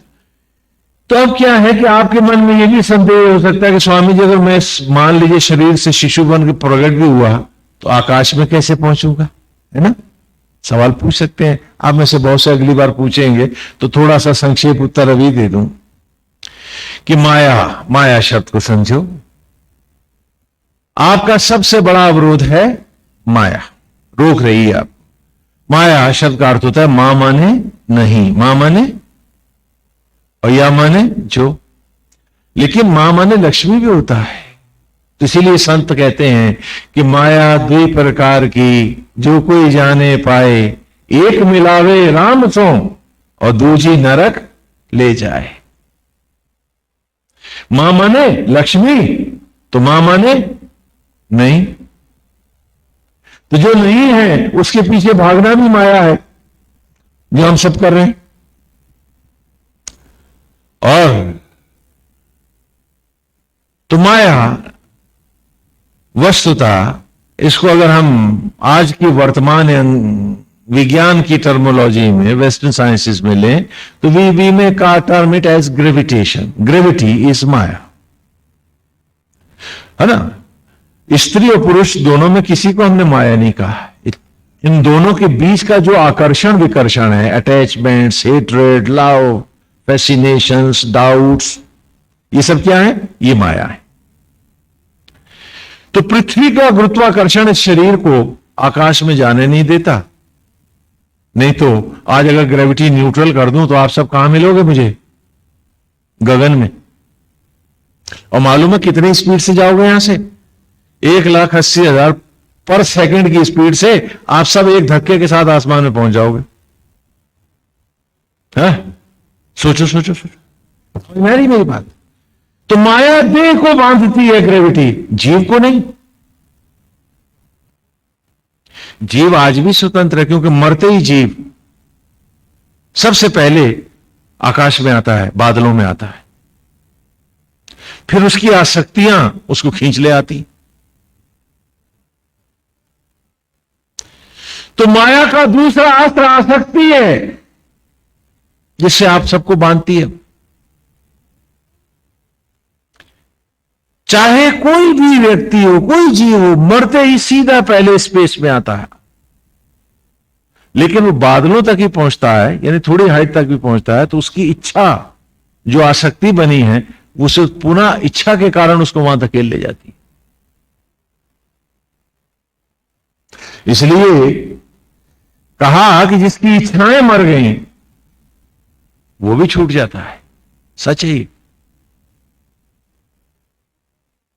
क्यों? क्योंकि ग्रेविटी का प्रभाव जीव पर नहीं है, लेकिन ग्रेविटी ने, माया ने एक ग्रेविटी और पैदा कर रखी है। ये महामाया है, ये आसक्ति है। और आसक्ति जब बांधती है तो दशरथ की भी अकाल मृत्यु होती है, मुक्ति उसको भी नहीं मिलती। ये रामायण में दिखाया है, जो भी हमारे स्वामी जी महाराज की कथा चल रही है, स्वामी परमार्थी जी की। दशरथ को भी उद्धार नहीं होता है, जो स्वयं भगवान राम का पिता है। क्योंकि आसक्ति के अस्त्र के आगे देवता भी नतमस्तक होते हैं, और ना होते तो यहां क्यों आते आप लोग? मत भूलो कि तुम उसी परमेश्वर का अंश हो, अतिशय निर्मल हो, निष्पाप हो, निष्कलंक हो। हम सब, तुम सब। अपने को हीन मत समझो। अपने को न जानने के कारण ही तुम पाप में, क्रोध में, ईर्ष्या में, द्वेष में, लोभ में और आसक्ति में फंसे बैठे हो। हाँ, विनायक की बात को याद करो कि देव है और दानव ये जीव ही है।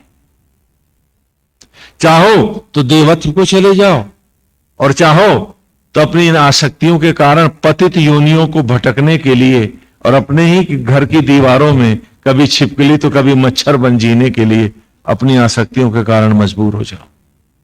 निर्णय आप पर है।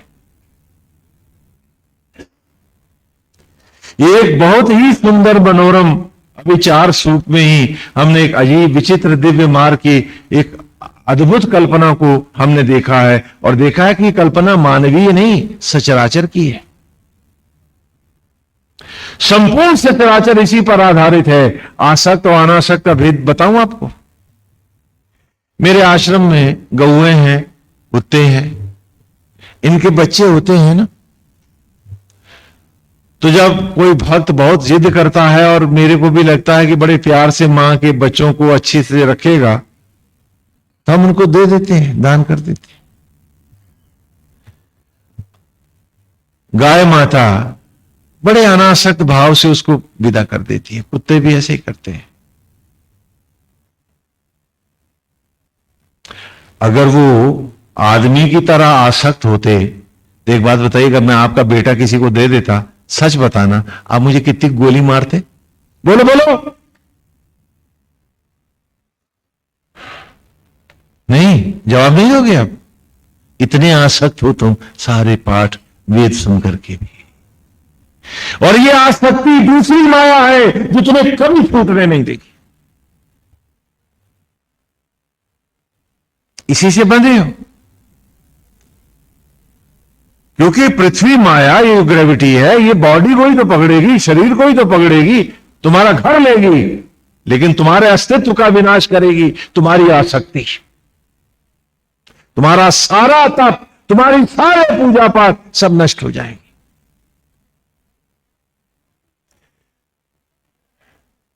कोई आश्रम, कोई व्यवस्था तुम्हें बचा नहीं पाएगी यदि तुम आसक्त हो तो। आज आश्चर्य है कि पशु, पक्षी, पेड़ पौधे सब अनासक्त धर्म को मानते हैं। एक मनुष्य है जो आसक्त धर्म को ही उपलब्धि बनाए बैठा है। पूछो अपने आप से, कि जीतो जी न छूट पाए जिससे तुम, अरे मर के क्या छूटोगे उससे तुम? पूछो अपने आप से, पूछो अपने आप से, पूछो कि क्यों धन्ना सेठ की तरह इस आसक्तियों को ही पोटली में बांधे बैठे हो? कैसे छूट पाओगे तुम? और इन आसक्तियों ने तुम्हें भयंकर दुख दिए हैं, तनाव दिए हैं, सुख भी दिया क्या कभी? और फिर भी इस पाप को उपलब्धि बना के गठड़ी बनाए बैठे हो और दम्भ भरते हो ईश्वर को पाने का। पूछो अपने आप से कि क्या रूप था तुम्हारा, क्या बन गए हो तुम, और वहां तक जाए बिना उद्धार नहीं है तुम्हारा। क्योंकि अपने रूप में आए बिना कोई आश्वस्त नहीं होता, कोई सुखी नहीं होता, कोई निश्चिंत नहीं होता। तो तुम कैसे हो जाओगे? कैसे हो जाओगे तुम?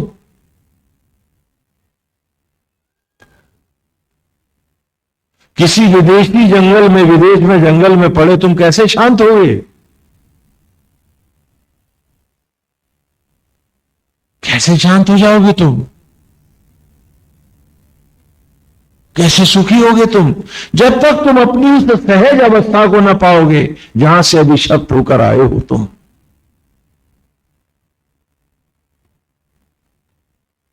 और उसको पाने के लिए माया ने जो आसक्त एक अस्त्र, आसक्ति नामक अस्त्र तुम पर छोड़ रखा है, ये सम्मोहनास्त्र जो है, जब तक तुम इसको नहीं तोड़ोगे तुम्हारा उद्धार नहीं होगा। वेद भी सुनोगे, चल ना पाओगे। तुम्हें इस सत्य को धारण करना होगा और इसको करने के लिए अभी से निमित्त धर्म को ही ईमानदारी से अपने जीवन की राह बनाना होगा। या तो कहो कि तुमने हाथ बनाना सीख लिया है तो ये हाथ तुम्हारा, जब बना हो रहा है तो तुम इस शरीर में भी तो निमित्त हो। बोलो हो या नहीं हो? जो सांस वो दे न दे, क्या तुम चला सकते हो? तो फिर इतने स्वांग नाटक ये सब क्यों? कौन सा दंभ है जो हमें मोम सा मुलायम होकर अपने भीतर नहीं बैठने दे रहा? सागर अमृत का लह रहा आत्मा बनकर भीतर मेरे, और मैं प्यासा भटकता घाट घाट। क्या बात है, क्या बात है। धोखा दे रहा अपने आप को, और सबसे कहता हूं कि सब मुझे धर्मात्मा कहो और ईमानदार कहो। क्यों? क्या यही सत्य है? पूछो अपने आप से, क्या इस जीवन की ये क्षण क्षण यूं ही बीत जाएंगे